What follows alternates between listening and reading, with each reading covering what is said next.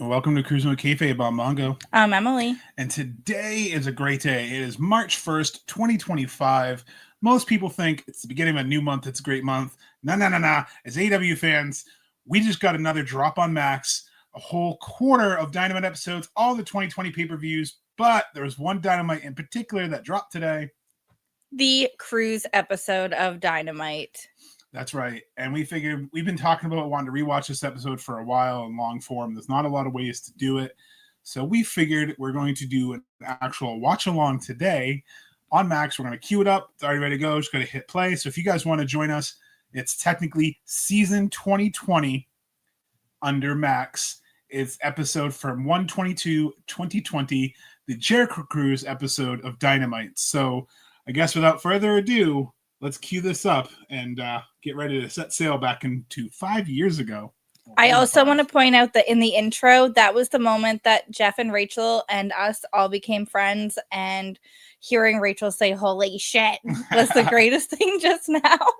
It was, and that just being there for this, and we'll obviously try to talk some of our memories of that, but being there was special. Cruise 2 was special, and I wish they do more like this, because when you see this again, you're just going to I just have to cue it up. But it's everything.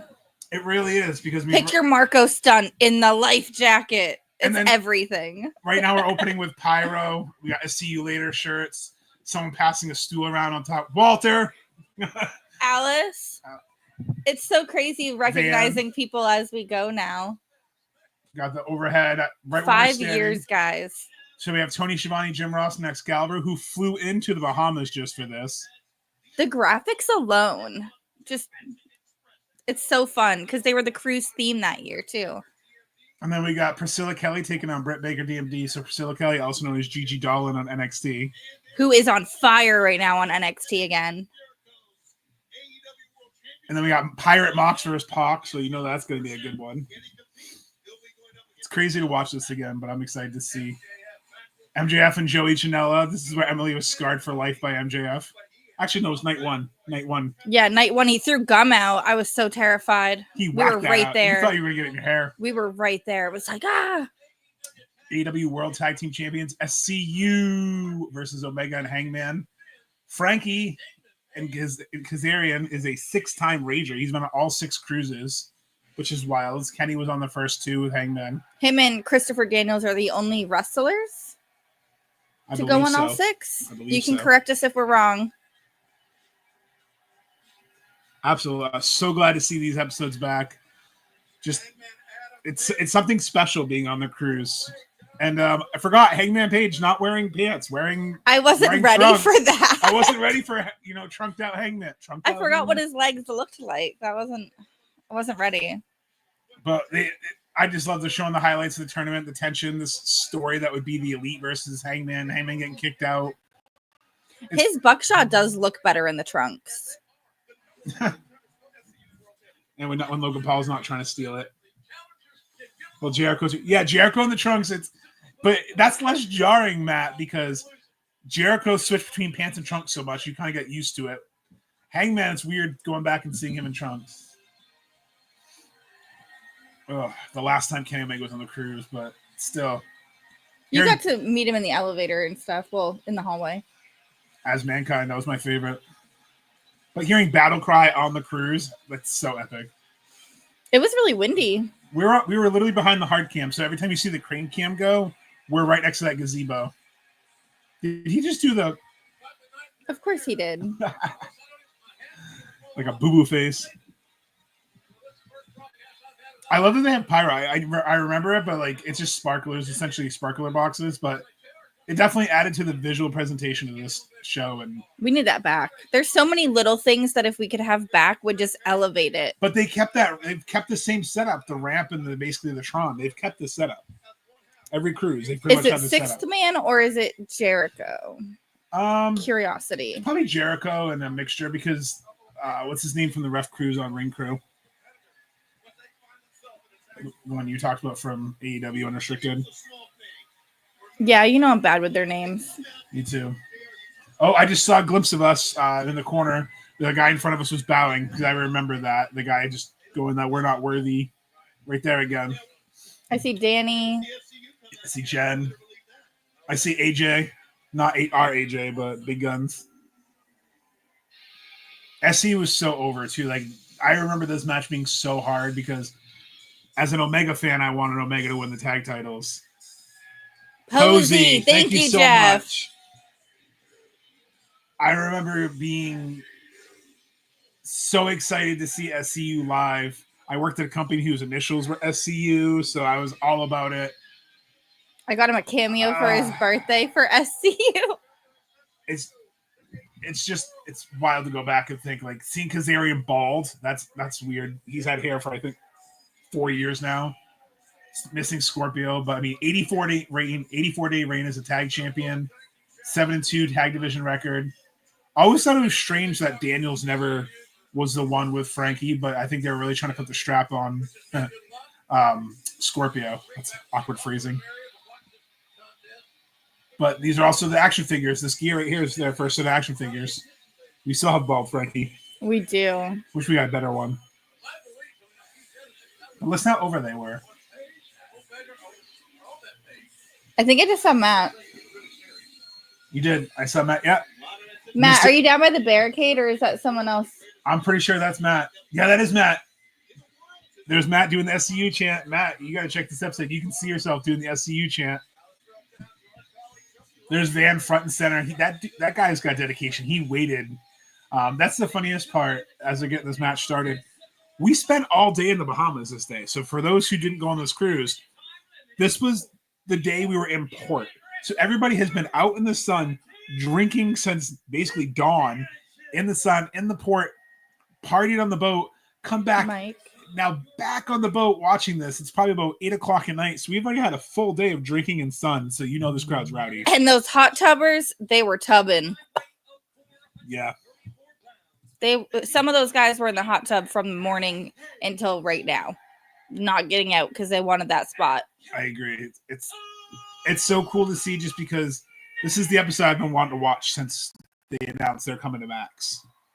Well, Matt, if you were down by the barricade, it's definitely you. Down basically where we stand now. I know I wish we had our spot with Jeff that we have now. We had a good spot for Dynamite. Actually, Jeff, you were right behind us. So, I mean, technically, every wrestling cruise, we've had a spot together. It was more of a stew for sure. Human stew.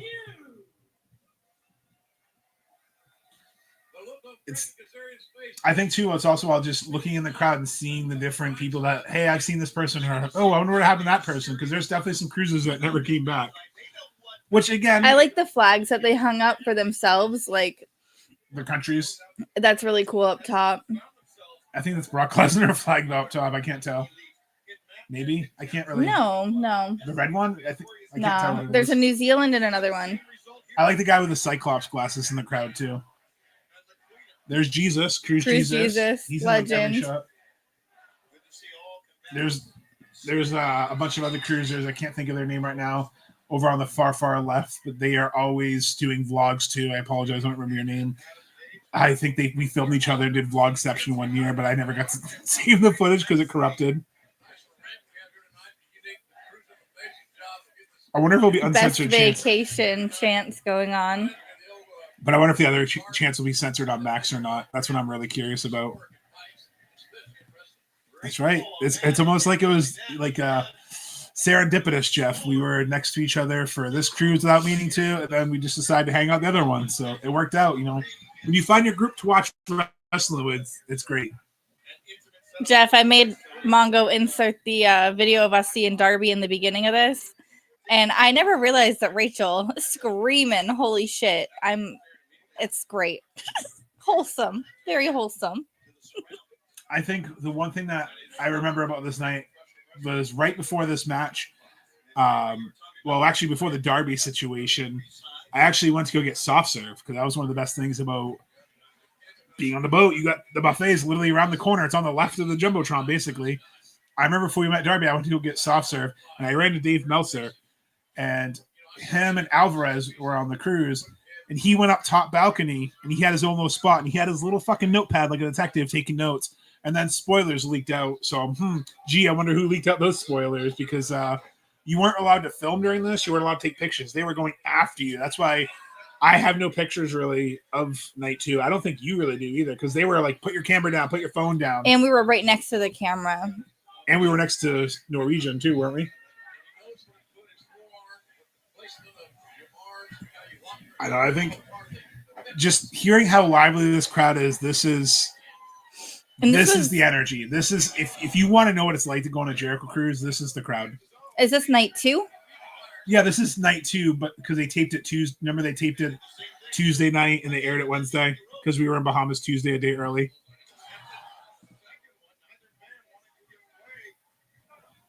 Yeah, it's crazy to think, because they really wanted to protect spoilers, because we were in the Bahamas till about midnight, because a lot of the talent and crew flew on in the Bahamas at like 4 p.m. because I watched JR and Shivani get on the boat, Tony Khan get on the boat, but a lot of them left at midnight. Some stayed, but a lot of them left. So they flew into the Bahamas, wrestled, set up the ring, did backstage, and then took right off. So it's definitely dedication. I know the Lucha Brothers were supposed to come on. They couldn't get on the port. There was an issue with that. Wardlow was advertised. He couldn't get on. I remember that because I was really excited to meet him. But he came on the 3rd cruise, right? Or the 4th? The 3rd? Who? Wardlow. Wardlow was on 4. He was on the one with Cam, right? Yeah. Yeah, that's what I thought. One thing I like about Max too, it's full 4K, so you're getting to see more. Like, you're getting to see people in the crowd more. You're seeing the definition, but you're really seeing the boat. I mean, look how full the top deck is by Top Bar and the sides. It's completely full of people. Everyone's watching. What a way to open Dynamite. I mean, Tony Khan, that's one thing I think he knows when he does. He opens the shows hot. And having Omega and Hangman go right into their tag team match against SCU, which was at the time hotly anticipated, and the storyline with Kenny and Hangman was one of the best storylines going. We were ready to go. We knew that match was coming because the week before when they did, I think, what is it? Not Beach Break. What was it? Bash of the Beach? Remember they did that random Bash of the Beach? Yes. And we were really excited. That was back when like AEW was still fresh and still very new. So when they had these big things coming out, it was like when they did Fyter Fest. I mean, yeah, this is only like 4 months into their TV deal, and they're airing from a boat. And that's why I think like they could tape something like this again. I get maybe they didn't want to get all the camera equipment, but all you really need to do is get 2 or 3 cameras. And with technology, you don't need a giant 5K camera or 8K camera. You can probably get away with a 4K. I remember too thinking, how are they going to have a wrestling match? Like, is it going to be too windy for them to hear? Is it like, how is the sound? But the sound sounds a lot better than when I film it. It sounds windy and you hear the entire time. I also want to point out, like, anybody wondering, oh, why do you go on the cruise every year? We have this multiple nights, at least 4 times. Always 4 nights. There's only been one time they've canceled. Well, there was one year we had it like double every night. We had 2 hours of this. Like, there's tons of wrestling going on. And these guys, we mingled with them. We met them in the hallways. We met them in the bar, the casino. Like, you get to hang out with people that you essentially look up to. It's kind of really awesome. And you get to see this. I mean, think about Kenny Omega, one of the best in the world, wrestling in the middle of the fucking ocean. Like, well, I shouldn't say middle ocean, we're in Bahamas, but still, he wrestled in the ocean in the middle with, Rio. You can go back and watch AEW Dark for this episode, the February episode. It's him and Rio versus Penelope and Kip, in the first Intergender AEW, one of the only Intergender AEW matches. But my absolute favorite AEW Intergender match. And what's funny is, like, looking for the announcers, they don't really show the announcers much, but they're up the top left corner of this stage. And I remember, I thought they were in the gazebo. Nope, that's their like production, the sound mixing and all that stuff.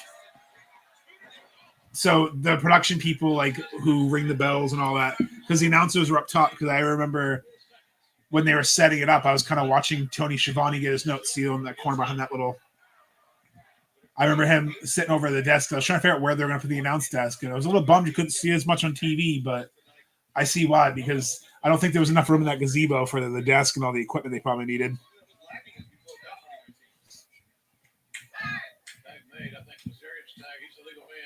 They definitely did a good job miking the ring up and miking up the announcers because you don't really hear a lot of the ambiance. You actually, it sounds really good for something they filmed in the Bahamas in a 3-hour period, edited and then put on national television. They did a damn good job. Again, hint, hint, they can do this again. Also want to point out, I love that they have the Jaguars gear going on. Like early AEW, everyone did Jaguars theme. Like if he's got the teal and like the gold, like the Jaguars. He's got cheetah print with it though. I mean, he's still going to do his own thing. But think about it, Jaguars got spots. Do they? Oh, duh. I don't know why I was thinking of a Panther, guys. Carolina, you know. I mean, they're both scary things that I wouldn't want to meet in the wild. So, especially how fast both of them are and Big T. One thing I also kind of like too is the turnbuckles were the top ones, the Rock and Wrestling Rager, then the TNT and AEW was the last night of the cruise. Cody getting rid of all those turnbuckles to the fans. That was a cool moment when he was throwing them out. Yeah, I wonder how much they kicked themselves in the ass for that because, I mean, I'm sure they needed them the next time. Yeah, but I'm sure they mass produced them. Cheap shot on Hangman. And they're bumping like crazy. They're not just like they just did a German suplex. He landed on his neck. They're wrestling like they would normally wrestle. They're not like goofy. Like we always joke about how it's a house show environment and the matches aren't always, but they went full throttle. Oh, there's actually a sign. I just noticed that. Hangman, drink my beer. I can see my leg when they showed over. I only know because Cam was right in front of me. My leg was there holding him on the rail so he didn't fall. Because remember they kept yelling at him for standing up on the rail? Yeah. So I just put my leg there so they couldn't see him. And I couldn't piggyback him, even though he was like 30 pounds soaking wet probably. They wouldn't let us piggyback him anymore. There's the other Darby gentleman up front. He had champ. Remember we saw him? He had epic paint. I think he was from Australia or England. I remember him having an accent. He goes, I know it throws people off when you talk to me because he doesn't look like he looks like a normal guy. Not that everyone looks like that, but I mean, I wasn't expecting. He didn't look like he would have an accent. Yes. I just wasn't expecting that. And he was a nice guy. Again, he's another one I haven't seen on the boat since, but I know Vans, I don't think he went on this last one. He went on the 5th one, but I think he's taking a break. But it's cool too, because I'm looking through the crowd. Like that's my nosy ass. Like I'm also looking through the crowd. Like who else do I recognize?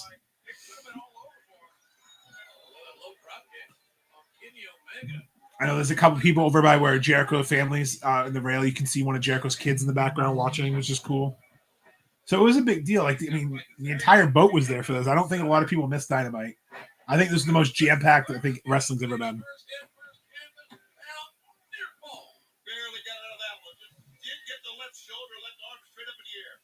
Also, love the life. Wish they bring back the life preservers on the ring apron. Those are always my favorite little props. I thought it was very clever. Maybe it's because they gave those away. And they used them, but that's why I like when they use them, they put them on people and they hit people, they threw them at them. Double clothesline. I know, not the same. Cam's favorite thing ever, the hot tag coming up. Cam will freak out if there's ever a moment for a hot tag. He's always like, hot tag! Clearly works as intended. I get hyped. Who doesn't get hyped for a hot tag? JR, quicker than a hiccup.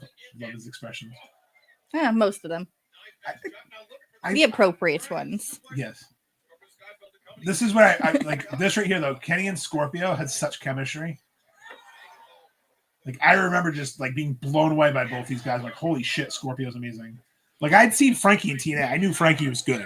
I didn't see a lot of Scorpio except from Ring of Honor. Yeah, Jeff. Yeah, you guys like definitely nailed that. There's no way that they typically have this many people anymore for wrestling. Sadly, everyone was here. Like that whole spot now is where we stand, and there's plenty of room for walking through and Nero coming back and forth between us and his parents. Like, and there's still a lot of people on the cruise. There's still, I mean, oh yeah, no, I'm just saying.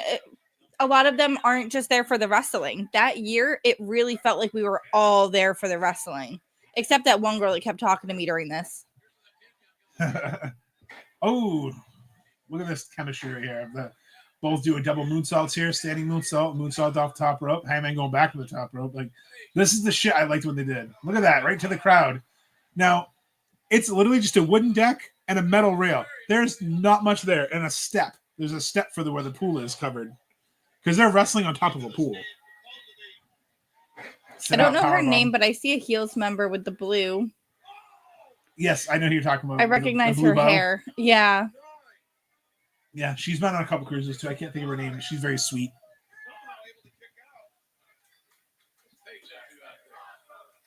And like everyone's having fun. And that's another thing I remember. Like, this is the community that we kind of want to strive to have for cruising. This is the wrestling community I remember.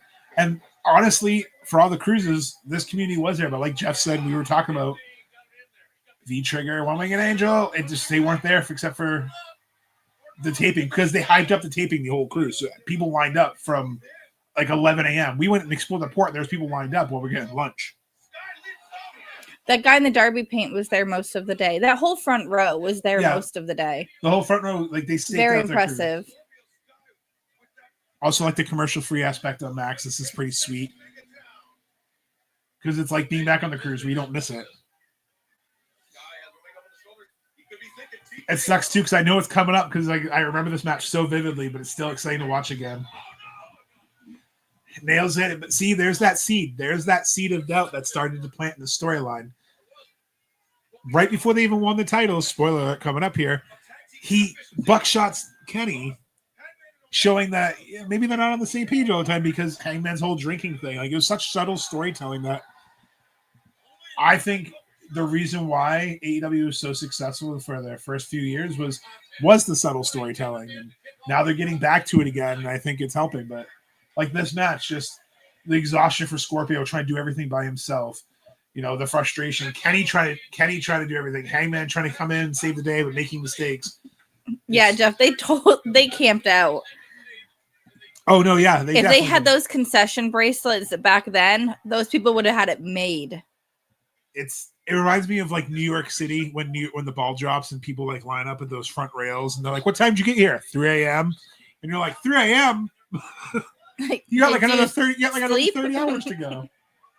No, we did the whole port. I remember we got dinner around 5 or 6 because I remember we wanted to get there an hour early because we wanted to see if there was a pre-show.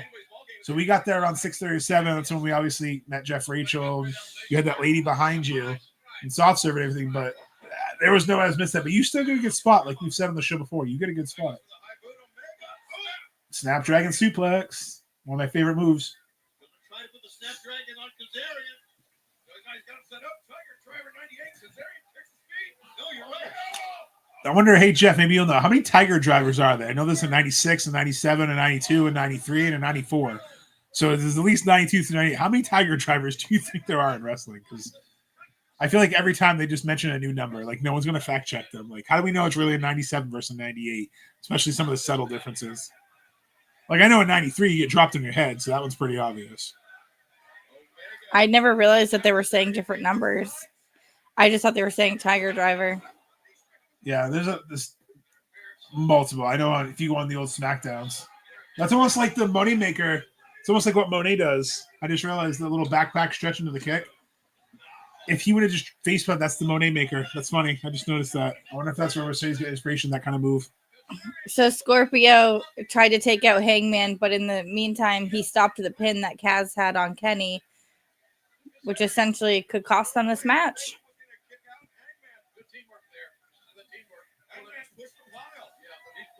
Hangman tags in. Frustrations of galore. So it's Hangman versus Kaz. I agree. I guess 9 different ones. Yeah, there's so many variations.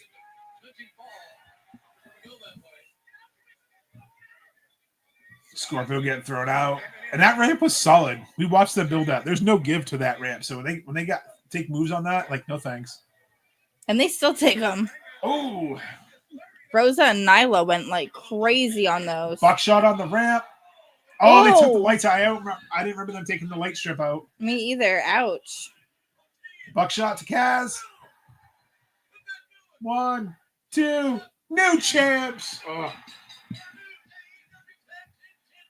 I wish it would show how loud that place went crazy because this was the first ever AEW title change, like of any title. This is the very first time we get to witness it on the boat. AEW history, the first ever title change we saw on the boat. Like that's wild. I never realized it was the first match. I remember it being the first match because when I heard like Hangman's music, I'm like already. I love the look on his face. He was so excited because we actually got to meet him the next day in a meet and greet, and he had the title. And Emily loves it because he talked to some guy about his boots. Yeah, he complimented a guy's boots, and I was like, "Oh my god, that's so nice." Again, the subtle storytelling, the Elite kind of distanced him from Hangman. He's like, "Are you kidding me? Like you're coming up to this is my moment." So see, the tension was there. I mean, we saw it coming, like when you saw it, but it's nice to see again, like the subtleties. Like, are you kidding me? Like this is my moment. No, fuck you. Like I'm going to take my moment. And this is something I'll always remember what Hangman did when he goes to the crowd, fucking starts chugging the beer. Like this is the cruise. This is the cruise. Know a couple of those cruisers too that were involved. And that's awesome. I have the celebratory here. Crowd surfs by the ADA section up towards the other hot tub. That's pretty trusting of some drunk wrestling fans that have been in the sun all day. that guy's more interested in being on camera than actually trying to carry it. Someone in a Penta mask. Oh, someone that might have needed one. So sorry. That was not nice. I'm so sorry. Oh, it's never flattering to have a camera shoved in your face. See how it's up in the corner? I feel like I need a Modern Family moment with that. Like that place exploded. I that's the one thing I remember is we all jumped. I think that's when that lady kind of left you alone because you screamed so loud. I think you blew her eardrums out. I hope so. No offense, but if you're going to a wrestling show and you see people that are actually fans, you don't need to ask them questions. Let them watch. Showing the crowd again, see if we see anyone we know. Juanita. Okay. Look, everyone's got the famous, as behind us, they all got those foam fingers. So we must have got them that morning or that afternoon. Priscilla Kelly, now Gigi Dolan in NXT. Emily was very excited to meet her on this boat. Because Priscilla Kelly is amazing. We asked to get a picture for Cam and Darby, and Priscilla stepped out, and she goes, no. You need to be in here, too. You're amazing. And this was her debut. I remember. So this is her first TV night, first day. I mean, so she was not contracted, and she really hadn't wrestled since the Casino Battle Royal, which they need to bring back for the women. That was a cool moment. But I like that she still has the same vibe now. She's, changed her gear and changed her hair, like the orangey, but she still has that goth vibe. Like, is that the right word, I guess? Yeah, she's Hell's favorite harlot. Goth chic? Is that the word? I liked Gigi, Priscilla. Like, I think she's incredible. Britt Baker, pretty much over on every cruise she was on. But this cruise is where she got... This, I think, is when she turned heel right here. Yeah, when she talked to Tony. It's after this match, I believe. I was always a fan. I like that from All In. I like that the Titantron. I know that's a WWE phrase, but the Jumbotron, whatever we're calling the screen, it's showing the Jawbreaker, but it's doing like the old school '90s documentaries. But it's like they were friends until they weren't, and they do that like that negative where it's like overexposed. It's like blue. They're doing that. So every time she does the lockjaw, they put like a blue tint on it, so it's like that documentary. It shows them before and then until they weren't. I'm going to insert a clip here for that because it'll be funny. Sammy Guevara did step out. He was so happy when we asked him. Yeah. It matters. Sammy Guevara, I mean, he hurt his ankle right before the boat. He was bummed. I remember that because that first night he came out and he kind of like ran out of the ring. He wanted to wrestle, but he hurt his ankle, so he was kind of hobbling around. He hurt it at TSA. That's the worst part. Better than what happens to me at TSA.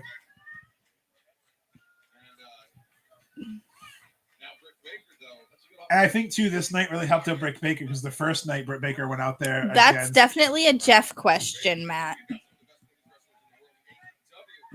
Yes, I think Britt got the first cruise rub. I know Jeff will agree with me on that one. I think when she went heel, I don't know if we should word it that way.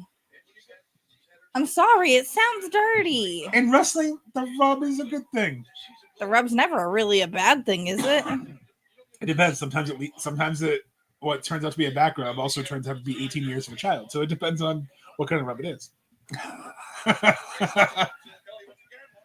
But anyway, to be a not weird point, I think, that first night you made a good point. You said it in the past where she's wrestling Allie and people are like, where's Adam Cole? And he was in NXT at the time. Where's Adam? And she just goes right to that fucking crowd. He's not here. I am. Yeah, he's not here, but I am. And I was just like, that is amazing. Stand up for that. That is amazing. And I think this moment, that's why he solidified. Maybe I wasn't on Cruise 1, so Matt, you'll have to kind of be the expert in the comments here who, kind of got that cruise rub, cruise magic of the first cruise, because we weren't on it. But I would say the second one, that Britt Baker, was definitely the one that got that, like, to the moon treatment after, because they realized what they had in heel work. I think part of this, too, is that you get that fan interaction that truly matters, because you've got 2,500 fans on here. And you have different perspectives too. Like you had the lady behind you who didn't know a wrist hold from a wrist lock to a breathman.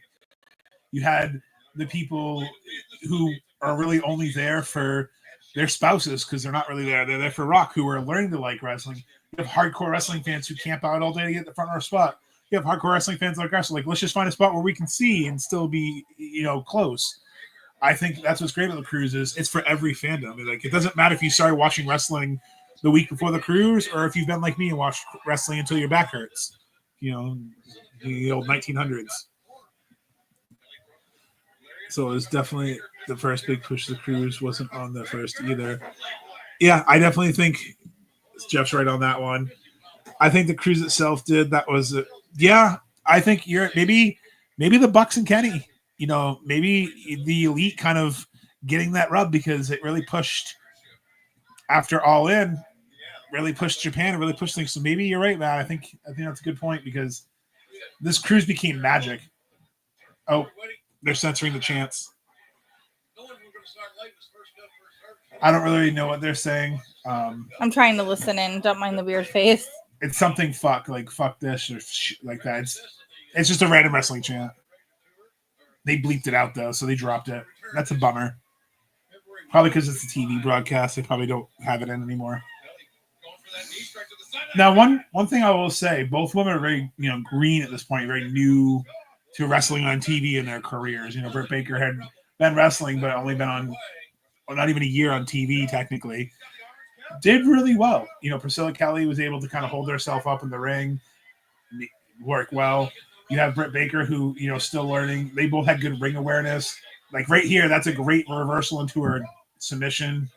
So Britt, they were in a hold, and Britt used the rope to somersault backwards with Priscilla into the lockjaw where she just tapped out. Time. So that's good. Ring. Again, that was incredible. Ring awareness. My favorite thing. Using that bottom. And you like when they slide around the ring too. Yes. Darby's skater style in the ring. That's amazing. Kenny does it too. He does a little, they drop their knee and kind of.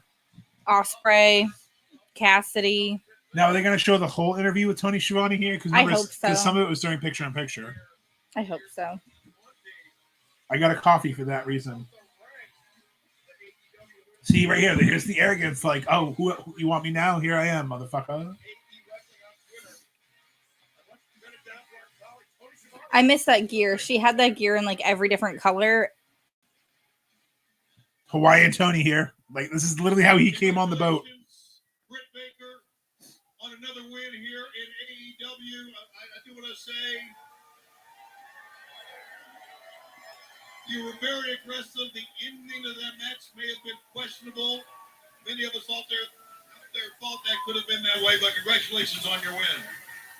Tony, do better than that. Don't question my character. Oh. We all love you here. This is AEW. You're here. You're a big star. We're so proud of you. This is your meal ticket because we all know before this you were at Starbucks. Tony's face always kills me here. What the fuck? Every time that gets me. Every time. You were guys. Britt's got a lot better on the mic, though. I gotta say. And their chemistry in general. Tony, It's all about Shivani. and we are. Tony needs to go on more. Yes, Tony needs to go on this cruise again. He's a riot. Shitty barista. Oh. But you're here. Everybody, Tony. For those who don't know, Tony Schiavone was working Starbucks before AEW hired him in 2019. They do not look down to you, and they look up to me. They're saying "fuck you, Britt" right now, and it's dropped out. Guys. So here it is, the first official heel turn for Britt. Again, everyone went from cheering her to booing. Juanita went from jumping up and down to giving the thumbs down, like instant, like yeah. Oh no, fuck you. That's mean because you don't mess with Tony. No, guys, look, don't hate me. There's a whoop that trick that sign. So definitely someone from Atlanta back there because that's from their sports program. That's kind of living on NXT now. But And Tony, it's funny to see like in back in time knowing what it is now. Ladies and gentlemen, we've heard enough. We've heard enough. So I like that they kept the picture in picture, so they kept the whole promo. I'm happy about that. Ah, they didn't. Kind of perception growing up that I But they kept the meat of it where she called him a shitty barista and basically became a bitch, which that reign would really go. It kind of makes it comical because they're like, Britt, that's enough. That's enough. You're going too far. That's enough. And then they cut the camera. They really did throw her to the fire, and I think she ran with it. And I think that's wrestling, sink or swim. No pun intended. Probably shouldn't say that about a boat, but like really, that's what wrestling is. I believe it was unrestricted very early on that Britt talks about all of that as well. Oh, babyface Jack Perry. What's a baby goat called? I don't remember. A lamb. So is this, That would be a lamb, a So- sheep, and a lamb. So is he escape lamb in this one? Because he's a baby. That would be a sheep. So he's an ewe. That's Still a sheep. I know. You were asking about a goat, and you're calling him a sheep. I don't know. Whatever. I'm not really good when it comes to anthropology. All right. You can tell who was a farm kid and who wasn't. I grew up near a farm. The manure smells like shit. Literally. It is shit. I know. That's what I said. Literally. Hey man, Cody. He's showing him getting texted back in January when AEW was like an idea. Because he was one of the first people they signed, because Luke Perry had a huge impact on the wrestling industry, made friends with Arquette, wrestled Gage, got hurt. Got his throat slashed. QT. Whoo! I forgot. Oh, yeah, QT. He got his hair done, lost some weight. I was just talking about the bald. I forgot. I'm so sorry, QT.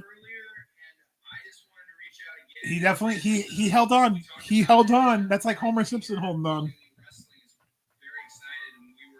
I like that he's still chewing the apple to stay in gimmick. But one thing I liked about, the Jack Perry story is if you watch They Can't Kill David Arquette, it shows more about how him and his dad basically got in the business, how he was a fan. He went to SummerSlams and he grew up and, you may not like everything about him, but he's put work in the industry and he's really grown. And Jurassic Express was fun. And I'm so excited to see Jurassic Express again because Luchasaurus is one of the funnest wrestlers. Marco Stunt, unfortunately, had to retire. They were so fun. But for everyone who said AEW doesn't do video packages, I mean, this is 2020. They had a video package, so clearly they do. They just don't pay attention. This is a decent one too. They're at Daly's place filming it. Empty arena, kind of ironic for COVID. That would come in a few months with it being Daly's place with no one. Is that the legendary brick wall that they paint black? He's at a brick wall talking. Is All Elite? They have that brick wall. Is that the I don't know. I wonder if that's the legendary brick wall. Is All Elite? People kind of perceived me as, which was like this Hollywood kid as I could get. I'm part of the next generation, definitely of stars. Wow, Uno's changed too. It's crazy to see some of the Glow up. glow ups and changes. A long way to go and a lot of work to be done. But one of these days, I'd like to be one of the best in the world. I think I'm in the perfect place to do that between Awesome Kong, Nyla. So it really shows. Nakamura. I really have I mean, Nakamura. Nakazawa. I do that every time. Naka. That's why. Nakazawa. Remember, he lasted 10 minutes. That's right. He lasted 10 minutes with Jericho. He didn't tap out. That was one good thing with Jericho to get it. He had Darby in a match where he went to the bell. He put Jack there. He really tried to help out some of the young guys. And I think He still does. No, but that's what I'm saying. I think he really recognized, and that's probably why he brought these guys on the cruise. Because they were pretty over too. They had a long line for their meet and greet. Oh, down to putting on the shoulder is your favorite. Marco in the life jacket, iconic. Coming to the legs. Marco stunned another MVP of this cruise when he sang Sunglasses at Night, when he showed he could sing, and the following cruise he got to do the acoustic set. Marco became the star of this cruise too. And I like that he taught Cam how to floss on this cruise. And on 3, he did a shout out and threw his marker across. I agree, Jeff. I miss seeing this group. When really Marco came back to Mississippi and they teased that little cameo, I thought there was going to be one more thing, but at least he came back before he retired. But I really thought he was going to be the one to bring Luchasaurus back through. It still could happen. His new figure that was just not Stasis kill switch too, so I don't think that's happening. But good news, I have heard that he told someone at Toy Ohio that he's been cleared by his personal doctor. So he's just trying to get clear with AEW. So it sounds like he's in better health now. So I don't want to put rumors out there on like when he's coming back, but it sounds like he's in at least better health now. So that's always good. He was suffering from double pneumonia recently, which is scary as hell. Pride and Powerful, Santana Ortiz. Oh, I love this tag team, LAX. It's a shame that Santana and Ortiz like had a falling out, and I'm happy for Santana now over at TNA killing it. But it's like I really love this tag team. They were so fun. Ortiz is also on his way back. He's been cleared pretty recently too, so he's on his way back to AEW. He unfortunately tore a pec, so he's been out for a while. This is actually my favorite entrance music they had too, because it really showed, I think, who they were.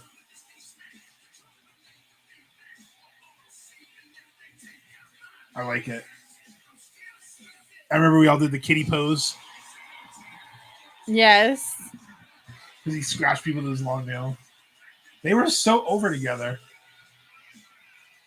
Again, I don't want to speculate what happened behind the scenes with him and Ortiz, but what a shame. What a shame. Like, they had that blow-off feud. It kind of went quick to get over with, and Santana left and went to TNA, but it's like the what if. This was one of the big first what ifs for me in AEW. I love Marco just jumping up at them. Here it is, Jeff.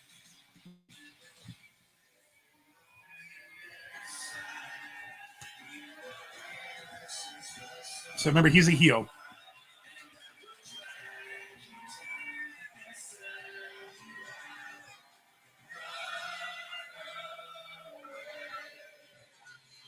I'm just waiting for him to break.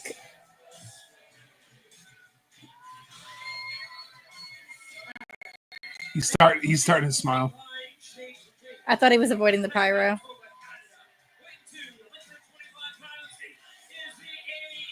Bunch of drunk wrestling fans listening to Fazio Weekend. Of course, we're going to sing it. He's doing the head nod approval and the smirk.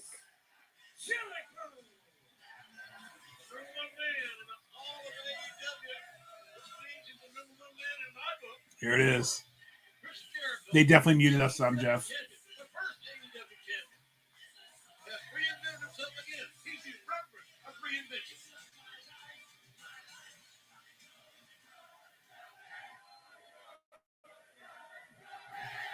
There it is. Look at that smirk.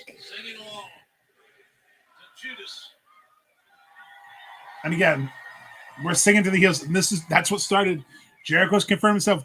We started that trend. This cruise group here, this group of 2,500 motherfucking wrestling fans started that trend. And now we're thanking Chris because obviously it's the best vacation ever. Like, we're not going to boo the guy who's giving us the best vacation.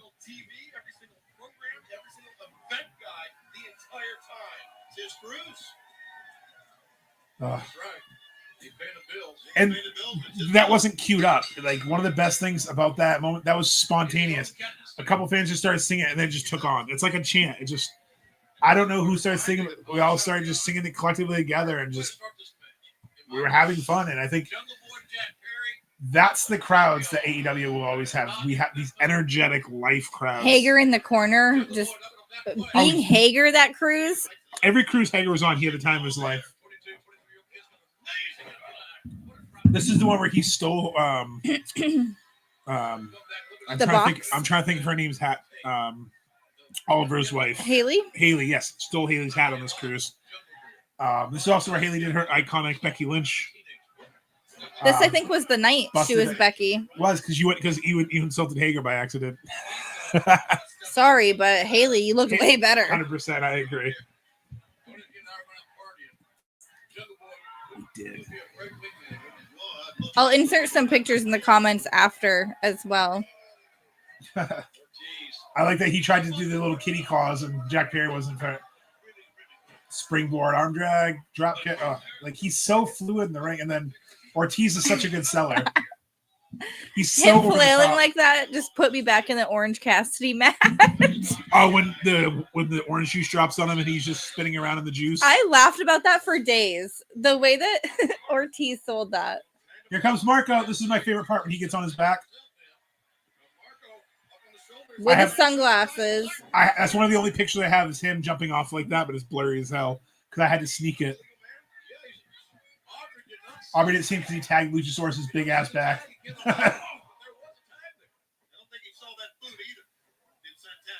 Look how little he just hides in the ring because he's so little. They're so tandem. Fun. He's so I miss this so much. Look, he just spun around for a DDT. I think Top Flight had this tandem style as well, but nothing compared to these three. For real. The ability to throw each other like that, it just. Well, Marco's like 30 pounds, so I mean, I would throw him around too. There was the life jacket.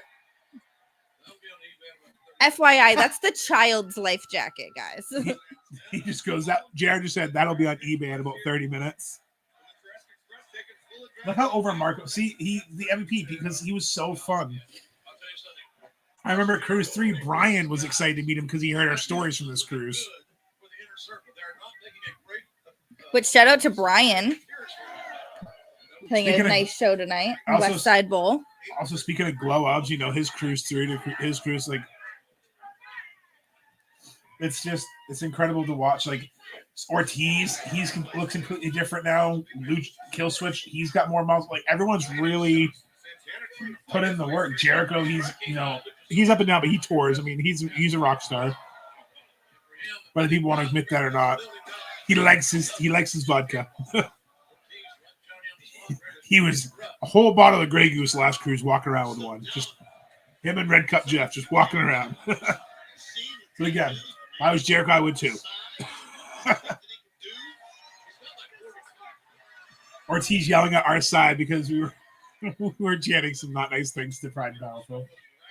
I don't think it was us, but it was our side. I mean, Kim wasn't at the point of yelling at wrestlers yet.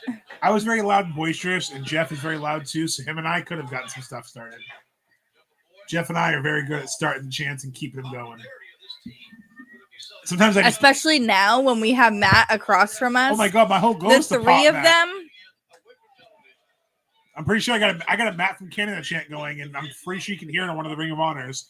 And you can see Matt turn if you watch the Ring of Honor. It's the Billy Starks Harley camera match. If you watch Matt turn, it's because I'm saying Matt from Canada, and he looks over like, what the hell? Sometimes it's fun to have these little. Like that time we got fuck Kelsey. Or fuck them pigs. Like, that was funny. Brad's like, apparently there's a fuck them pigs chant going on this boat. Like, yeah, there is. Ortiz is so fun. Like, that's the other thing. I think he's so fun. He's so fun.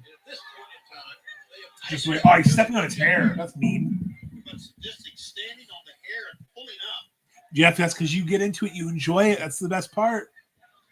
We were talking to Scott and Donnie, and Scott said one of the big things he loves to do at wrestling is he likes when the crowd's rowdying into it because it makes your energy and enjoy it. It does. Like, if you go to a wrestling show and it's a dead crowd, it's boring sometimes because you're like, no one's enjoying this. Like, what's going on? But if you go to like this cruise, I lost my voice. You could hear it on the vlog. I have no voice by the last night. Maybe it was the cold. Most likely it was me screaming the entire cruise. You mean it wasn't the people not washing their hands? No. Washy people. Y'all nasty. Saw you. Gross. It's pretty bad when a 11-year-old calls him out like he didn't wash his hands. I know. It's nasty. Hair envy is such a terrible thing. What does that even mean? Have you seen his luscious locks? Like it's like your brother and you. Your brother's very envious of your hair. Every single person in here has got good hair. Santana just didn't have it grown out yet. That's why I'm like, I don't understand. There's no one bald. If it was QT, I could understand him saying that. You just reminded me of Ortiz's hair match. Ow. Oh, when it was just all. He had it in braids. I'm like, there's no way he's losing his hair. That's probably why he had it in braids. I feel like that hurts more to cut it like that. I don't know why I remember this being the main. I know Moxley, I think, was the main event, but for some reason I remember this being his main event. Maybe because Jericho, but here's another rarity. Jericho usually only wrestled once on the cruise. So, like on cruise 3 and 4 and 5 and 6, he only wrestled the main event. He wrestled, I believe, twice on this cruise. I think so. Which is interesting. Barbarians. Who's Barbarians? Like that awful barbed wire movie? If you've never seen that movie, you can't understand. It's fucking terrible. Don't watch it.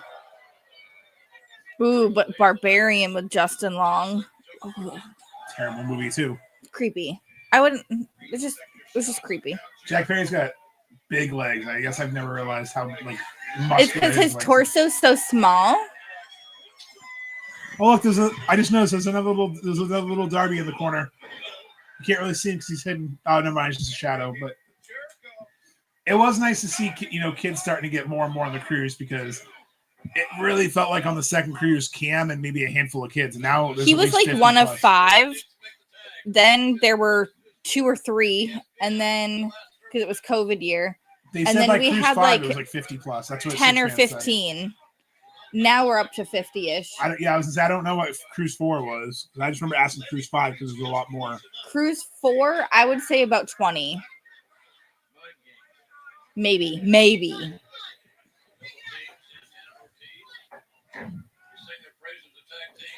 Oof. See, like this, like the way they work together, like they obviously trust each other in the ring and work. So again, that's why I don't know. I love that little dead weight thing he does. He basically planks, but Donnie might have been one of the first kids ever on the cruise in general. He's so grown now.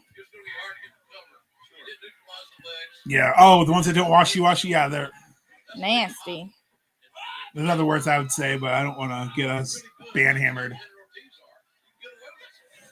We're actually meeting up with the McLaughlins soon for a show in North Carolina. That's exciting. I'm excited.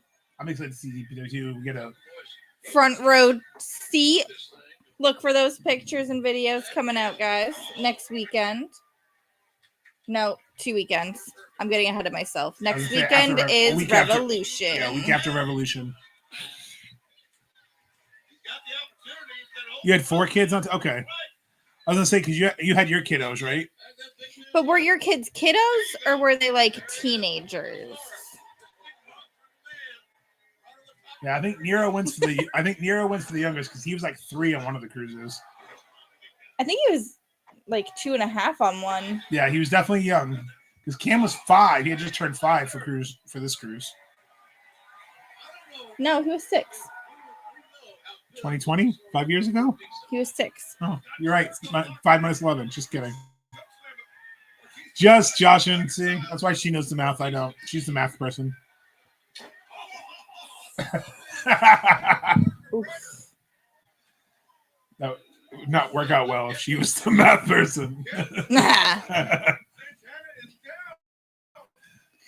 Double choke slam. Every time Lucha does that tail whip, his foot just cracks their face.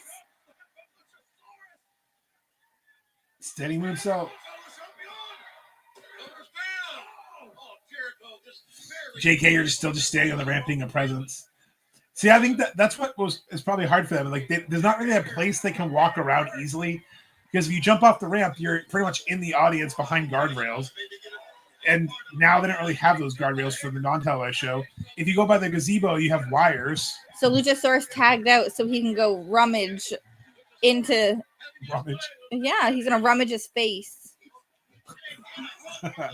Rummage. Oh, here comes Marco. Go after Jericho. 450. Marco pinned him. No, I'm just kidding. No, he didn't. 2 count though. Marco stunned. We're stunned. There's a girl who's so shocked right now. She's pulled her hair back and everything. She's still. I'm gonna say he tried to crucifix, but Jericho did not want to go down for that. Jericho loved Marco too. He talked very highly of him, so you know that's why he probably let him do the sequence. Oh, Judas effect on poor Marco. He's out. Jericho ain't losing on his own damn boat.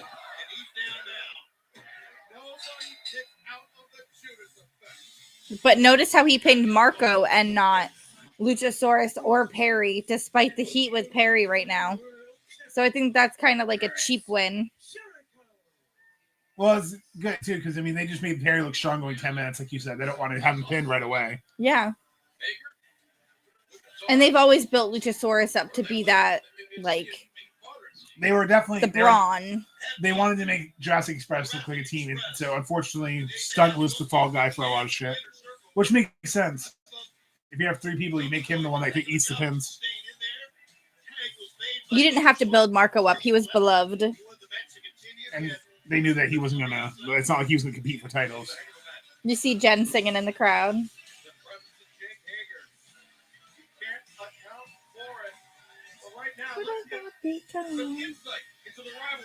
Everyone's singing again.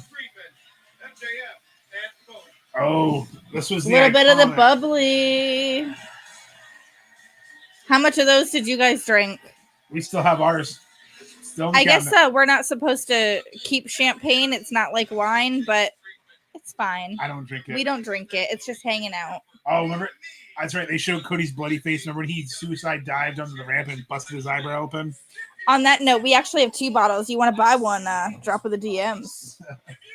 I don't suggest drinking it, but it's great memorabilia. So this is the Revolution famous match where he had to take the lashes. He couldn't touch MJF, and he had to beat Wardlow in a cage match a week after this. Where he broke his little toe. Cody definitely put his body on the line, though, for this first few. I mean, again, he destroyed his face with the friggin' diving onto the ramp. He destroyed his neck with a god-awful tattoo. He took the lashes, couldn't touch MJF, broke his foot. Listen, MJF just had his tattoo removed. Maybe Cody gets his removed. Spoiler, MJF's tattoo wasn't real. I mean, I wouldn't doubt it. It looked blown out if it was real. I think they did it for that story. That way or he removed it because he realized it didn't heal well at all, because it looked blown out like my feet do. I'm not shitting on blown out tattoos. I have them. We always think we try to take this home. It didn't take too much weight. Thankfully, at the time, we took 3. Emily we drank one in the ship. It was gross. Oh, but we took the empty bottle then. Yeah, because we wanted to make a candle or something, but we never did. Cody's, I forgot. That's right. Cody's Miami Vice gear the week before at Bash of the Beach. The only time AEW used that trademark, Bash of the Beach. Cody got it back. They used it. Never used it again, even before Cody left. So we had a Bash of the Beach, apparently. I'm glad we still are on the same page with that. MJF was probably the best. We've talked about before, best heel on this entire boat. He pushed a guy in a wheelchair. He also told the guy in a wheelchair, "Look what I can do," and got up and walked away. He fucked with a priest. The priest fucked with him multiple times. Father Guillermo got in that line like 6 times. You might hear it in this one. It might get censored, but Emily got a tic-tac-dick chant started for MJF on the first night. Yeah, our 6-year-old definitely was not joining in on that. Well, it's because he thrusted towards you, and you went tic-tac-dick. tick, tick, tick. I think that was the first night because it was when we were MJF and Jack Perry were in a match and they stuck hands in each other's pants or something. Yeah, and we were in this little pit right here where he's thrusting to right now. Yeah, it was definitely first night. Someone has a sign that says Tick. M. Jeff. I've seen him on a cruise for. His name is actually Jeff. It says M. Jeff. He made him kiss the ring, the Penta guy. That he just had his hand in his pants. Yeah. Yum. How'd COVID start? Right? The guy's got his own little bottle of the bubbly. Ew. Again, people are kissing the ring, but it's been down his pants. No thanks. Again, people have been drinking all day. That's why this crowd's a little more rowdy than normal.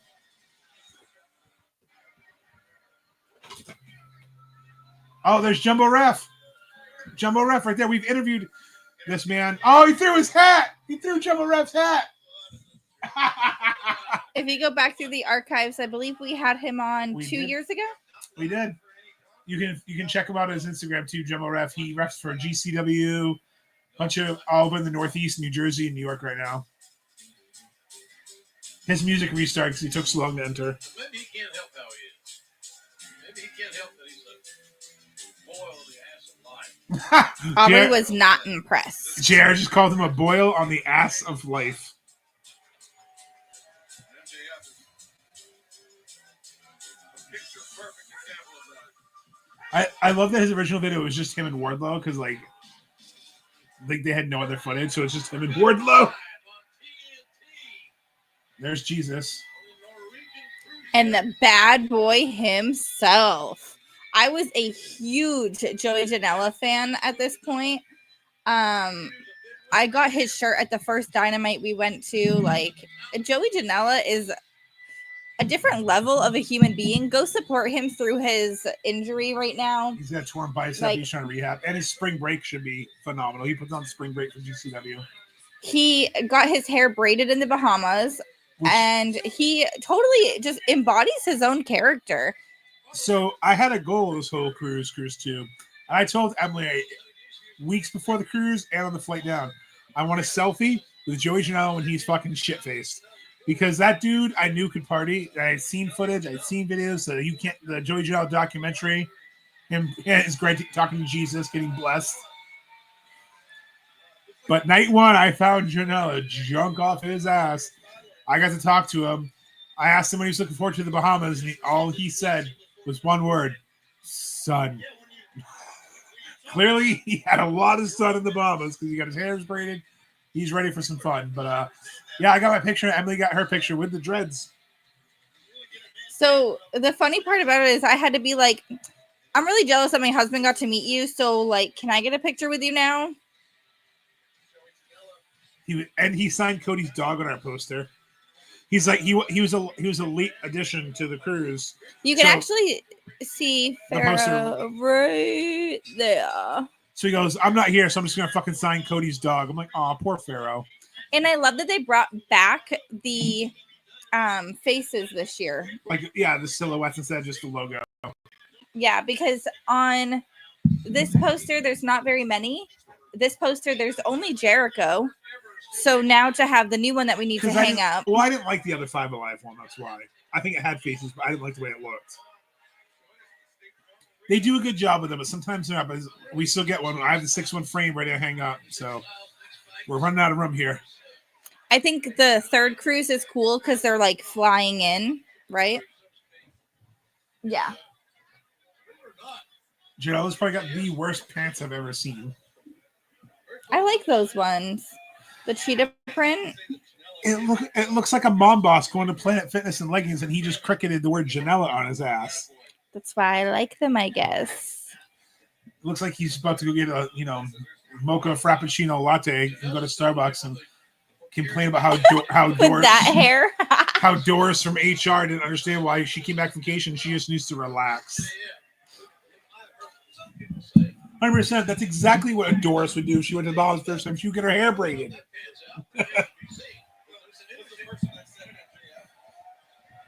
Listen, I'm going to call my friend Ken for this one. When Ken went to the Bahamas in high school for his senior trip or whatever the heck they did. I didn't go to it because my mom wasn't paying for that. He came back with hair braided because they know every sucker who comes to the Bahamas, there's always someone who'll get their hair braided or get their beard braided. Well, yeah, it's like in school, you knew because the girls would all come back like that. Yeah, with a bad tan and the hair braids. I went to school in the 2000s, not to age myself, but they all had the tan. And they always put that stupid little Playboy sticker on their belly. I was just thinking of that. I never tanned, clearly. I'm paler than pale. I was never interested in it, and then I saw Final Destination 3, and I never wanted to be in another tanning bed ever again. No, thank you. I've never been in one. And then I was like, I can't do a spray tan because all I think of is Ross from Friends. So, like, I have too traumatic of friends about tanning, and clearly MJF uses the same booth that Ross used. I don't know. He might use the same one I used. I went Oh, to that was some speed. a spray tan and managed to have my legs, like the lower half of my legs, did not take to the coloring. So I still had pale ass legs, tan thighs, triangle white on my armpits. I went to Ross's tanning salon. MJF just rolling out of the ring. Now, I will say this match, probably not one of my favorites on Cruise. I just remember what happens, which we won't spoil, but I remember the aftermath of this. But this was, again, just to get MJF some more heat on the boat because he had his matches on the boat. He got his cheap heat. He was going around mingling with the crowd, but in a heel way. So this was just to kind of get his stock up before he faced Cody at Revolution. Oh, I see Erica. Erica's not impressed with MJF. She shook her head. And also, too, he's the one who cost Cody that title shot. So he screwed over. And fun fact, if you listen to the promo package they had earlier, one of the things he said is, Cody keeps talking about, I'm a chapter in his book. I'm your whole story. So Cody's been on that story thing since he left WWE, went to Ring of Honor. So he's always had these goals. And MJF was basically the stalwart. He was one that stopped it. And think about the wrinkle effect that this had on AEW. Like, MJF is now a megastar in AEW, and Cody's a megastar in WWE. It's wild how that happens. You know what story I wish we got to finish? What's that? The Redeemer. Yeah. Oh, no, that was the Book of Hobbs. Yeah. Yeah. Both those stories. Miro's run was great, but just, I don't know what happened. I just wish we could have seen it. That's all. See what they can do. Now, you want, honestly, though, the stories, I'll say it without saying it. I really wish we could have seen a proper payoff for Kip and see. Ooh, Kip and Penelope Kip coming and out. You know, Kip and Joey had a real life, free. They turned the story because Penelope left Joey for Kip. Not that Joey fared far worse at all, because now he's with Megan Bain. So both men ended up pretty well, if I do say so myself.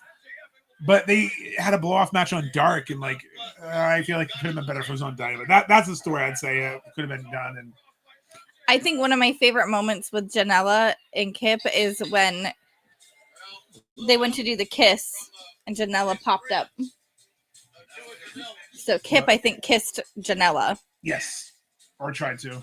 That guy in the red hat is not Johnny, by the way. It's so just, he's literally like this. He's just so unimpressed. Rachel! We were just talking about you in a good way. How when we played the intro of Cam meeting Darby, how you were like, holy shit! Cut my music, cut my music.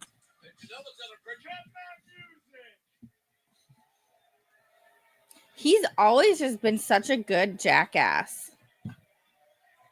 That's why I'm wondering if he's a really nice person out of the character. Because I feel like the ones who are always the biggest jackasses on TV are like the nicest people. Because they're not used to being a jackass. So when they play it. The guy in the White House familiar too.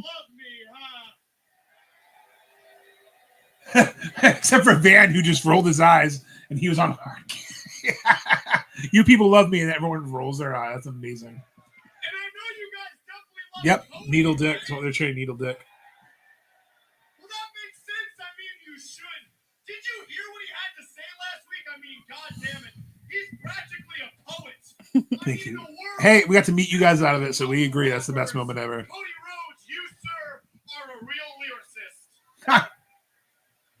Making fun of mumble rap, which is still a Straight thing. into the camera, and you said, "I'm just another chapter in your book." Oh, I guess I went too early. This is where you talk about the whole story thing. Well, you know what, guys? Cody Rhodes, for once in his life, he was right. Cody, I am a chapter, and I'm the last goddamn one. He wished. Honestly, though, this cruise made me love MJF more. I didn't really care for him as a heel. I thought he was obnoxious. But seeing his commitment to it, I was like, I fucking love this guy. So we know Cody cannot touch him. Yep. Part of the stipulation is Cody can't touch him. He has to take 10 lashes and a cage match with Wardlow if he wants his match. The crowd singing this too.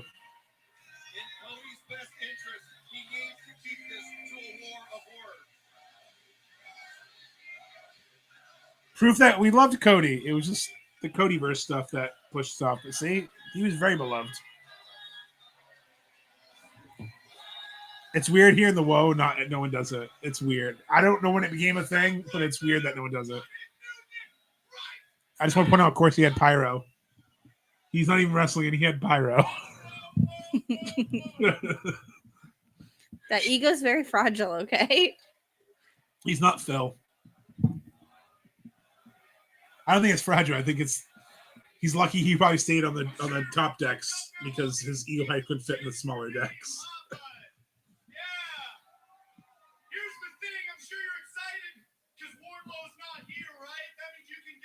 I was so mad. There's a reason Wardlow's not here. It's because you Oh, there's Cruz Flair. Anyway, also that guy in the glasses, recognize him, the guy they just zoomed in on. So it's definitely cool to see people like, oh, hey, it's that person. No matter what I do, You can't touch you me. can't lay a finger on me. Wait, how long has MJF had a rib tattoo? A while. Sincerely sorry about that. Making fun of his lisp. But since I am salt of the earth, and since you are my mentor, my great mentor, I'm gonna be a good guy. I'm gonna give you the room here, okay, roller coaster? I know you got something to say, so how about you just say it? I know these people want to hear you, right? Here you go, man. Your time to shine. Oh, drops the mic. That's some disrespect.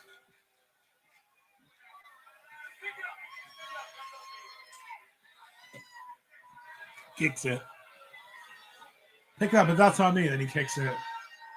Like you said, he's a good dick. He's like, come on, hit me on the chin.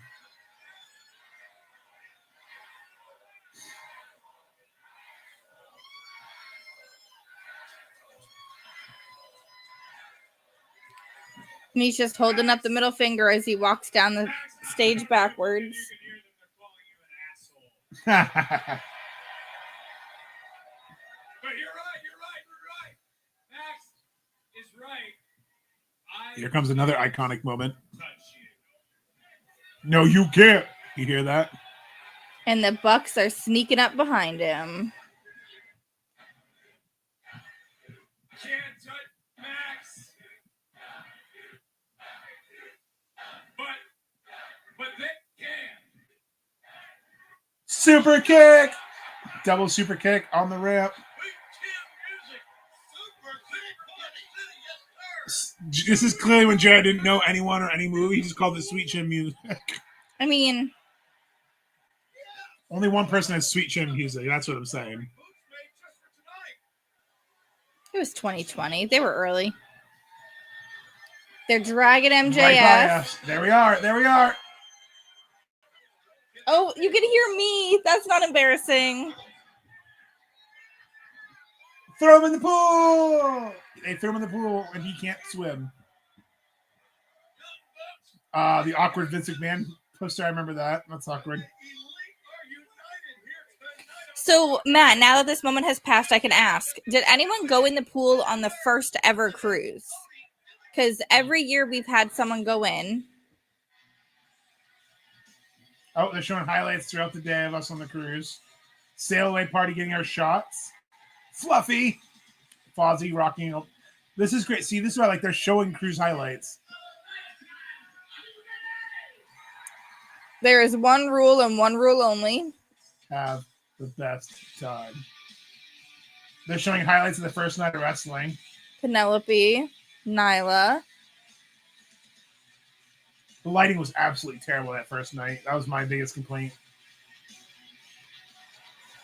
It still kind of sucks, to be honest. It's real bright. No, they've gotten it better now, but like it was really bad that first night. I know you're talking about it's bright now, but that first night was terrible. Now it's a backstage interview with The new champs. Kenny drinking a tea. I know exactly where they are too. So they're on deck 13, like up where you can see above the back of the boat, but it's just kind of like a place to walk around. I actually tried to propose to Emily up there on the Walking Dead cruise, but it was too windy. I was terrified. I just grabbed the railing. That's why I remember, because I recognize that deck. I recognize that little light spindle thing. He was waiting for me to get up there. I was like, I can't do it. I'm scared. But if you look in the background behind them, that's Nassau, Bahamas. That's actually where, so right there behind Tony is Atlantis. So that big building is Atlantis. So that's cool. So they're on the, I don't know ship terms, the bow? Is that the back of the boat? So they're on the bow of the boat facing the Bahamas, talking about how they're going to ready to defend these titles. Don't worry. But this is a priority. And Hangman's like, can I talk?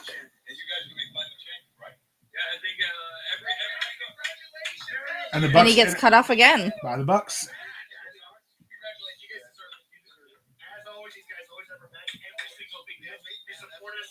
Kenny Hangman. said, have our backs, and Hangman goes, And Hangman looks frustrated. Oh, little shade. I mean, look,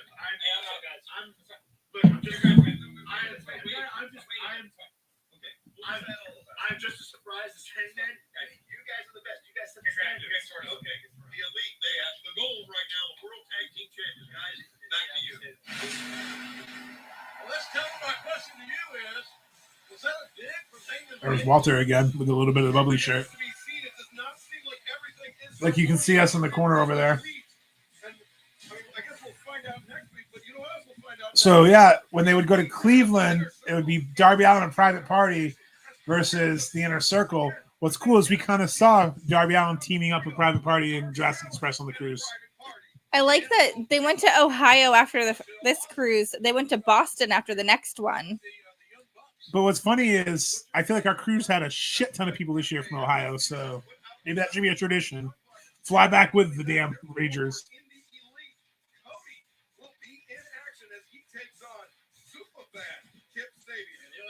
Well, I thought it said Wolfenstein Center, like the game Wolfenstein, but it says Wolfstein. I was severely disappointed.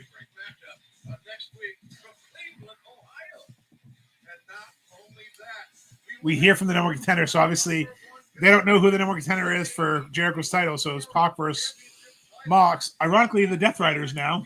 Oh, yeah. Bastard. We get Pirate Mox, though. This is one of my favorite. Pirate Mox, not Max. And think about it, we were talking about how the tag team title was the first change. Revolution 2020 was the first world title change. So in a course of 2 months, both major championships changed hands. Which is crazy if you think about the summer of 2019 when the titles were won almost 90 plus days later for both titles.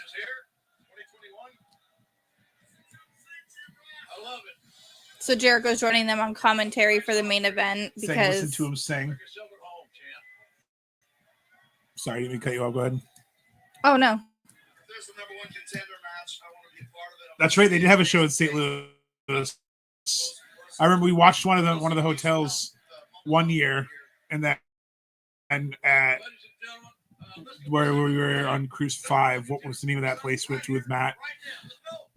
At the Ramada. What's the name of that bar? Tom's. We watched one at Tom's Dynamite. Oh, we watched one at a hotel with Cruise, Brian and everybody. Yeah, Cruise 3 we watched at a hotel. Cruise 4 we went to the Hilton. You guys remember we saw Brad and we tried to get Brad to come over to get drinks with us? We had offered him. Cruise 4 Yeah, because Cruise- we had Cam with us and we drove down that year. Yeah, we had gone to that hotel. In Cruise 5, we watched it at Old Tom's. And Cruise 6 was before the cruise, so. The bastard. Unfortunately, this cruise is, we won't rehash it, but this is the cruise that I lost some respect for Pac, but I cannot doubt that he is a fantastic worker, and this is a great match. And Great wrestler, terrible human. This match goes all over the boat, too. This is one thing I remember this match. It seems everybody And Moxley's entrance. It's really cool living this, memory again. Like, I remember the moments, I remember the matches, but the production and the layout did a really good job with the video packages. Because I don't really remember the episode because we watched it once, and I don't think we've been able to really find a full episode since. Because it's not on Triller. That's what I was always annoyed So about. I think we watched it on the Cruise 3, because Cruise 3 they had the Dynamites playing over and over again. That was one of my favorite things in the room. They need to bring that back. Because, yeah, it was like every Dynamite this ever year, just playing in the room. not that you want to be in the room, but if you are in the room, But when you pass out to get some sleep and you just have Dynamite go in the background, like you wake up, you're like, oh, hey, there's Cody. Go to bed. especially now with Max. I'm sorry, does anybody else just hate the commercial breaks on Max? They're like, oh, here's some awesome, intense wrestling. The feng By shui the way, music. we're going to calm you down during the commercial break. Boing. And it's like a white noise. Guys, I like need it. my It's relaxing. enthusiasm. No, I don't want to relax. You put me to sleep in commercials. It's relaxing. No. Keep the energy. It's relaxing. Well, I'm gonna hurt a lot of you because I am The bastard. the very best, the absolute best in this company. So remember in the original BCC that Moxley formed with Bryan Danielson, if you bleed with them, you're with him. So I didn't say, now Pac didn't bleed with Mox, but he fought with him. So is this where Mox was like, all right. Because this is really the first time they locked up. Because remember, Pac felt disrespected because he fought Kenny and then get a title shot. And he's like, but Kenny was the number one contender. So that's why this guy came out. He's like, no, fuck you. Like, why am I not in the picture? So it was basically made official that Mox, who still comes down to the crowd, comes down from deck 13. So just think, Jeff, if we were in our spot, he would come down by where we usually stand. There's Amy. She was on the stairs. There's the hot tub party that never left. And that guy with the blonde hair who got picked out after. Look how red he is. So red. I love that we had that at the same time. Oh, yeah, that's the guy that got carried out. I mean, they grabbed his, like, they literally had 3 Norwegian people. 2 people grabbed his legs. 1 person grabbed his hands. And they literally dragged him. There's Walter again. Walter had good seats for this. But, yeah, they literally carried him out. And I heard they took him to the infirmary. Imagine that, Bill. See, we didn't try to get on this side, on the entrance side, because that's where everyone camped out. Because they had the, I don't know, what do you call them? The stanchions with like the ropes. So it was roped off. But the second they opened it at like 2:00, the people who were camping there all just rushed to it because people were just sitting there all day. I think that we got lucky with ours, if I'm not mistaken. I think that things were roped off and then they undid it and we kind of like snuck into that. I don't really remember. No, they thought that was going to be part of ADA, and then the lady said, "No, this isn't ADA. This is normal." So they moved it over, and then we went to that spot. Because you're right, because the ADA section was right in front of us. We got really lucky. Because I think they thought it was going to be overflow ADA, but they didn't need it. Because if you look in front of the ring, ADA is there, which they should be. They should have, they have to sit down. They need it. They should have that. So I like that we were able to get the corner so we could still see without blocking other people. Because Jeff and I are about the same height, so I'm not worried about blocking him. I just made sure I put Emily and Cam in front so they don't get blocked. Main event. This went by quick. This was a quick episode of Dynamite, and still a full episode. Sorry, the main event. So we will be tuning into Collision after this. So obviously we understand if you're tuning out to go to Collision. Please, but just hang in there. Remember, it's You've on got Max. a commercial break. You can pause it and fast forward through the commercials. It'll be fine. The bastard. My favorite story about Pirate Box on this cruise was actually it was this night we went up to go watch karaoke. Mox was singing with Darby and Priscilla. They sang Queen. He went to the bar. I happened to be at the bar. I was getting a drink. He was getting a Jack and Coke. We were talking about Mexican Coke, how it's different with the sugar and all that stuff and the Coca-Cola. And then I asked for a selfie. And he's like, yeah, no problem. So we took a quick picture. And like my flash didn't go off, so it was kind of dark. And he's like, Moody, I like it. So like I always have that memory of him like, Moody, I like it. Like just Mox's voice, not gimmick. It's him. Like I think his gimmick is just him turned up to 11. I think he's just that very. He just says whatever's on his mind. But he's speaking of staying gimmick. Rachel talked about that. MJF was a gimmick the whole time. Mox sold that eye until Revolution when he took it off. And did he? Because I thought it was this match that he took it off. Nope. When he beat Jericho at Revolution, he took it off, and Jericho was like, "What?" Yeah, we did have that guardrail. I remember because Cam kept squeezing on that guardrail. That camera under us in the cup. Yeah. I remember the camera at one point. I was worried the crane was going to come down and hit me because they kept going low to try to get that like underlaying shot. I don't know, like I haven't seen what they've done in it, but I'm guessing it was for this shot right here. But I was so worried it was going to hit me because every time it would come down, I was looking at it. Maybe we need a 5-year reunion. I still need to find that couple that was near us. They haven't been on other cruises. I just genuinely want to post the picture in the cruise group and see. Yeah. I've tried before. Either they're not in the cruise group or they're one-time cruisers. It's fine. Fuck them up, Mox. Fuck them up. Let them fight. Yeah. So again, rowdy. So this is now almost 10 o'clock at night. Again, people have been drinking for 13 plus hours now, chilling in the hot tub for 13 plus hours now, been in the sun, and they still got energy.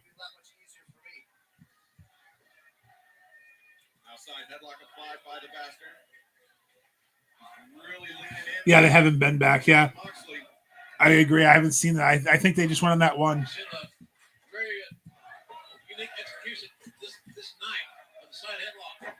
I wonder what they used Fight Forever for. That chant is very over every episode.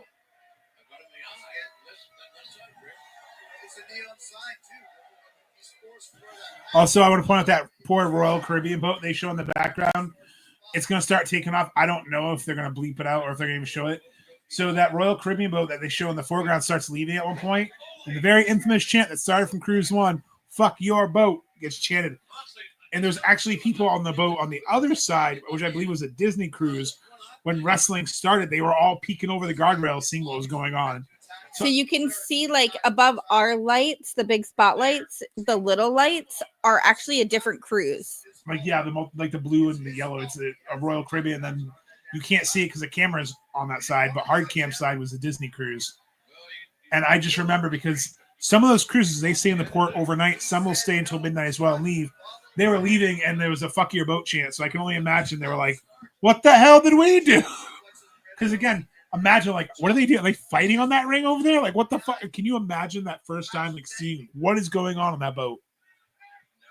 I have regulars at work that cruise all the time. And when I talk about our cruise, I have to show them pictures of the actual deck and be like, oh, you've sailed on that ship before? Like, this is the transition that we get. Like, this is what it looks like when we're on board. And they're amazed at the difference in what our cruise looks like versus when they go, because they have the nice etiquette cruises. Formal cruise. Fuck that. Fuck your boat. And I'm hoping we see it start moving because you'll see people turn around and literally flip it off. It's the your ship sucks.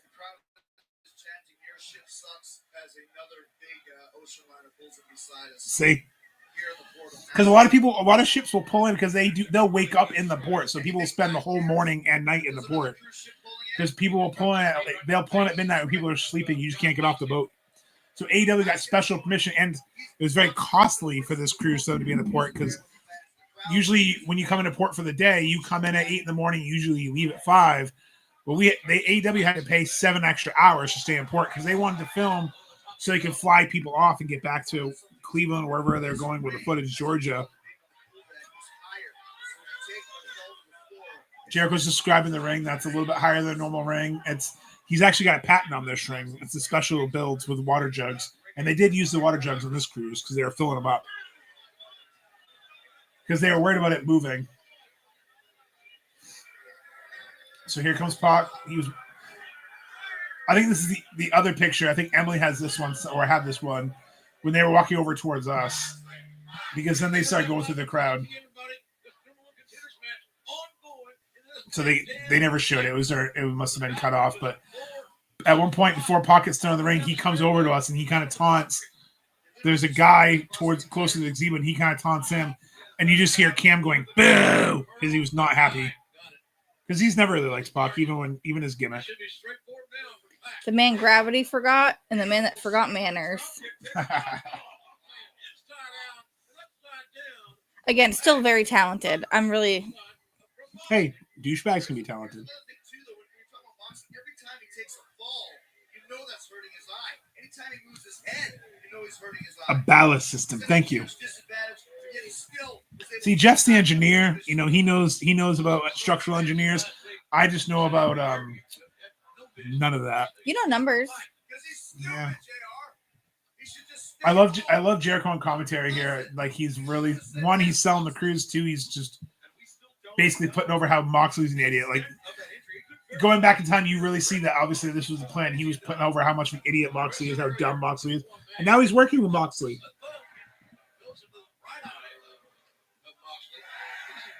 And Moxley was, again, super over because people wanted Moxley to take the title from Jericho. But they also wanted Pac. They was very split. He said quicker than Hiccup like at least 3-4 times that we should have had a counter. I hate that counter when people pin like that. Like sitting on the chest, pulling the leg back. Like, only do that when you win. And when you do it for a 2, it looks stupid. Unless you're a heel. If you're a heel, I get it. But if you're a face, you shouldn't be doing those cocky ass pins all the time. He's all disoriented because his eye, doing a good job selling it.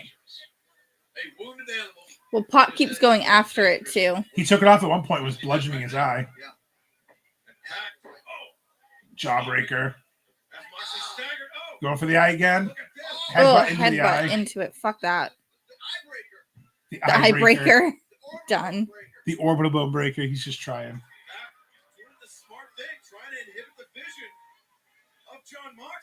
I just saw Peter Potato in the crowd. Our Irish buddy. Congrats on the new baby. Also, up on the top deck, I saw Jamal walking.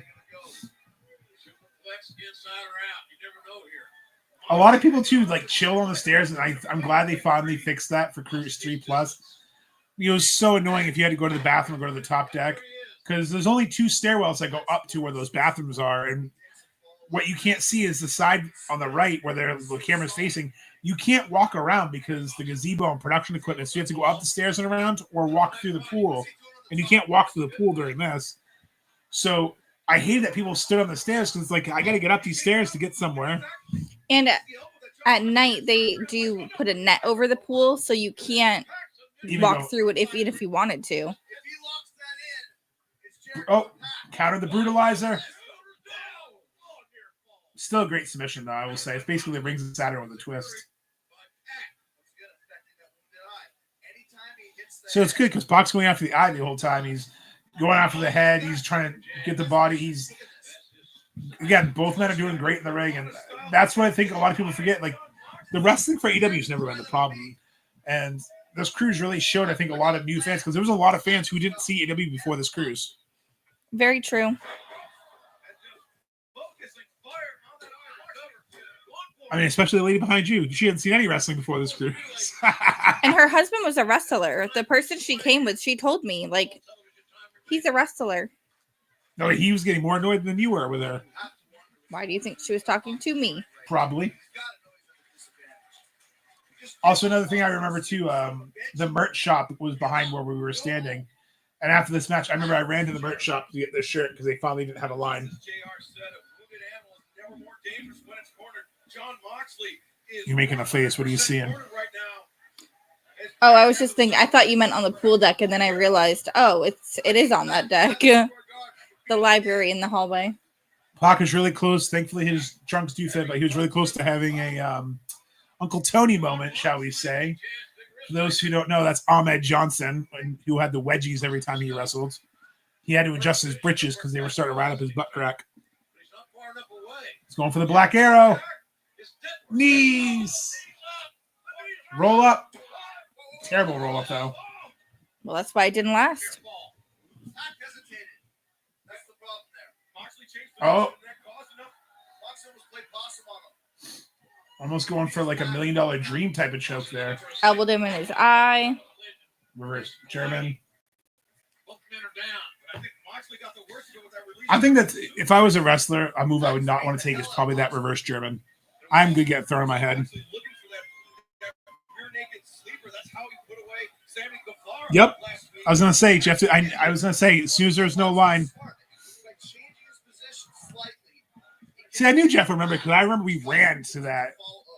I'm like, oh my God, there's no line because merch.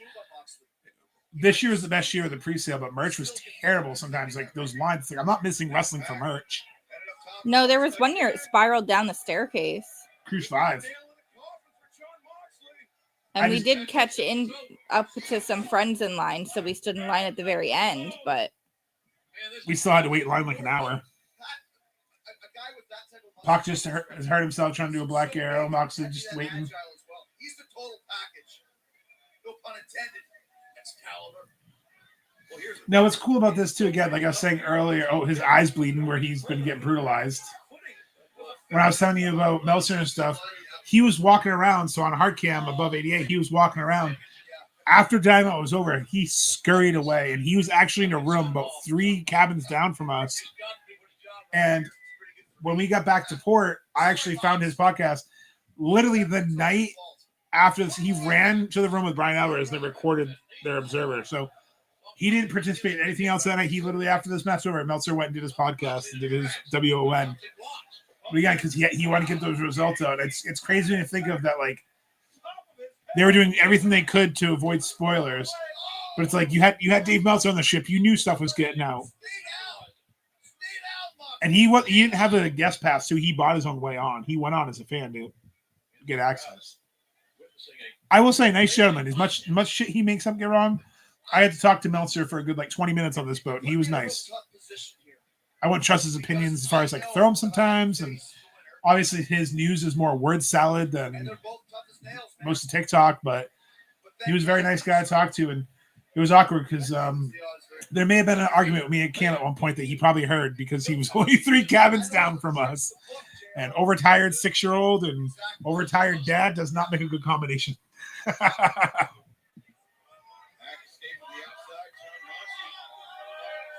But yeah, look how tight quarters it is between front row. I mean, that's literally 3 feet of clearance.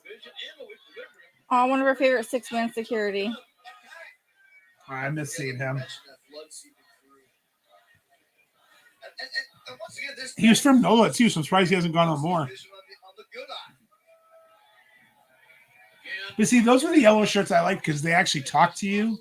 So if you had a problem, you felt comfortable with them. Some of the other yellow shirts, it's like you go up to them and they just look at you like you're annoying them. Like, okay, let's try to mingle. Now think about how wild it is. Before this cruise was the Kesha cruise. So literally that security guard we're talking about. No, that was the Walking Dead one. Oh, sorry. So before this cruise was still a rock cruise. So they're going on a regular cruise. And then next thing he's like, now I'm a security guard. Look at him. He's just smiling, happy as shit watching wrestling. They said that this, I don't know if they're making it up with us. They said this is one of their favorite cruises. I mean, I've heard it from a couple different security guards, so it must be somewhat true. Gavin, the Brutalizer locked in. Paul Turner wants to know if he wants to quit.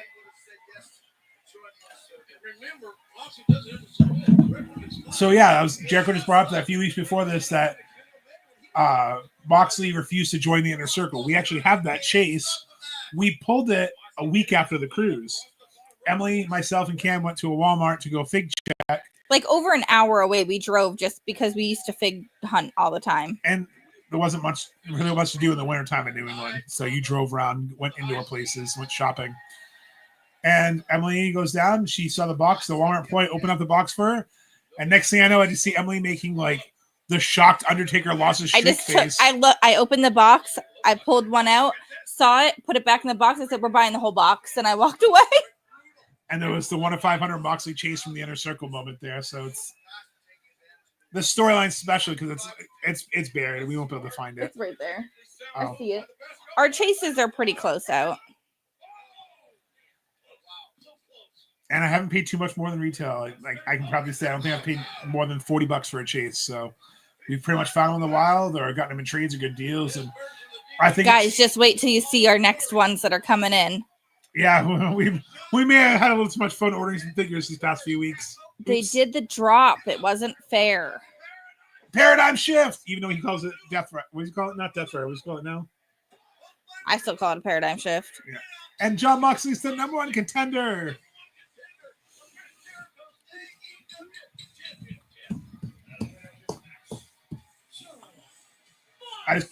So he's still selling his eye. You know, again, this is when he would switch to full pirate. He would switch to the actual eye patch after this.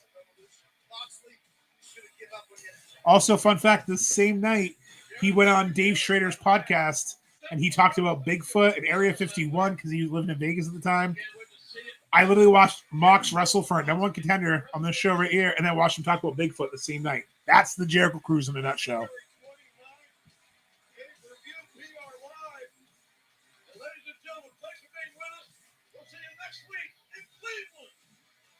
Wow. Again, pointing the guns at him. So, yeah, that was the AEW Dynamite from the Jericho Cruise. Great going back down memory lane. So, we're going to wrap up here so we can go watch Collision and, you know, obviously post about that and talk about Collision. But before we go, I just want to ask Emily, what was your favorite moment rewatching this episode? Britt Baker. Seeing Britt Baker's heel turn? Yeah, and like knowing what came for her in 2020 with everything that she did, she really built her character, built her presence. I think that a lot of people just forget what she worked through and the fact that she was injured, but she was still showing up to every show. I agree. I mean, Britt Baker put the work in. Put some respect on her name. You got more than me. I was just going to say I like that we sang along with Jericho, and I was seeing all the cruisers again. So definitely enjoyed watching this. Maybe we'll do some more watch-alongs. This went pretty well, so maybe we'll do some more watch-alongs in the future. These are fun, especially with Max. Who knows what we can find again, find some memories. But thanks, everyone, for tuning in and watching Dynamite with us. If you're watching this recording, thanks for watching along again. We're going to go watch some Collision and get ready for Elimination Chamber as well. We got double dose of wrestling tonight. Check out the comments. I'll put some pictures that we've talked about in there. And we'll put some posts of some different things too. So thanks everyone for joining. Enjoy Collision. Enjoy Elimination Chamber. Enjoy your weekend. And always keep the kayfabe.